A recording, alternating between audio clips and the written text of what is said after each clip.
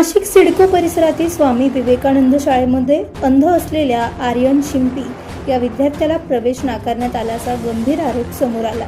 गेल्या महिन्याभरापासून आर्यनचे पालक शाळेत प्रवेश मिळावा यासाठी मुख्याध्यापिकेकडे विनवण्या करत होते, मात्र वारंवार टाळाटाळ करत अखेर प्रवेश नाकारण्यात आल्याचे पालकांनी सांगितले। यावेळी आर्यनच्या आईला मुख्याध्यापिकेकडून गलिच्छ भाषेत बोलण्यात आल्याचाही आरोप करण्यात आला।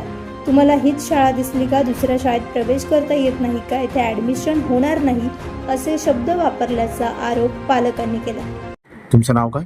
नंदिनी प्रवीण शिंपी। मी बरं, 1 तारखेपासून येते या शाळेत। स्वामी विवेकानंद माझ्या पोराचं ऍडमिशन घ्यायचंय। पण ते मॅडम मला रोज म्हणतायत आज नाही, उद्या नाही, परवा नाही। पण मी आज भेटली त्यांना तर ते डायरेक्ट नाही म्हणतायत आणि उद्धट भाषेत मला बोलतायत। मग तुम्हाला काही शाळाच भेटली का? दुसरी शाळा नाहीच आहे का? असं म्हणतायत ते मॅडम। मग आता काय करायचं? कोणत्या शाळेत जायचंय? बरं, यानंतर तुम्ही काय केलं?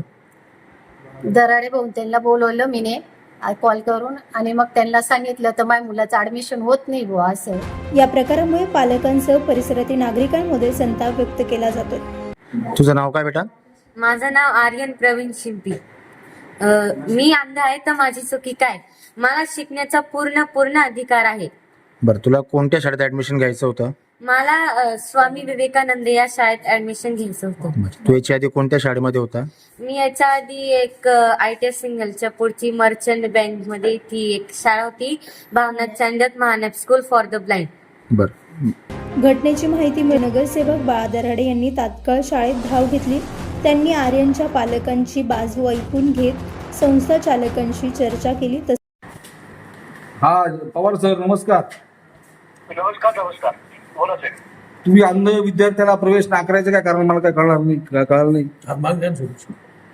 हा काय वनात अध्यक्ष मॅडमचा फोन आला ते मी त्यांना सांगितलं की आम्ही देतो करून म्हणून।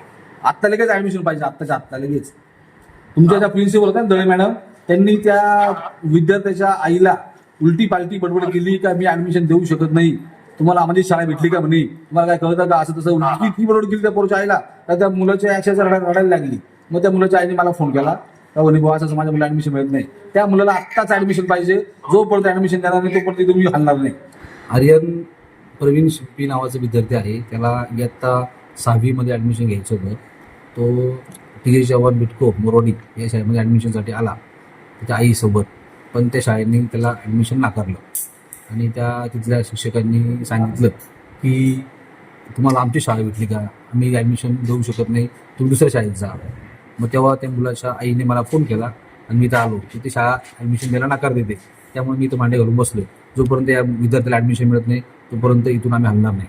तसेच जोपर्यंत विद्यार्थ्याला प्रवेश मिळत नाही तोपर्यंत आंदोलन सुरू राहील अशी भूमिका घेत शाळेच्या परिसरात खाली बसून आंदोलन करण्यात आले। दरम्यान बाळा दराडे यांच्या मध्यस्थीनंतर संस्था चालकांशी चर्चा होऊन तात्पुरत्या स्वरूपात प्रवेश अर्ज भरण्याची प्रक्रिया सुरू करण्यात आल्याची माहिती समोर आली आहे। मात्र दिव्यांग विद्यार्थ्याला प्रवेशासाठी अशा प्रकारे संघर्ष करावा लागल्याने शिक्षण व्यवस्थेवर प्रश्नचिन्ह उपस्थित होत आहे। पालकांनी संबंधित मुख्याध्यापिकेविरोधात कारवाईची मागणी केली असून दिव्यांग विद्यार्थ्यांना शिक्षणाचा हक्क नाकारला जाऊ नये अशी भावना नागरिकांकडून व्यक्त केली जाते। प्रतिनिधी राजेंद्र सूर्यवंशी यांच्या रिपोर्टनुसार।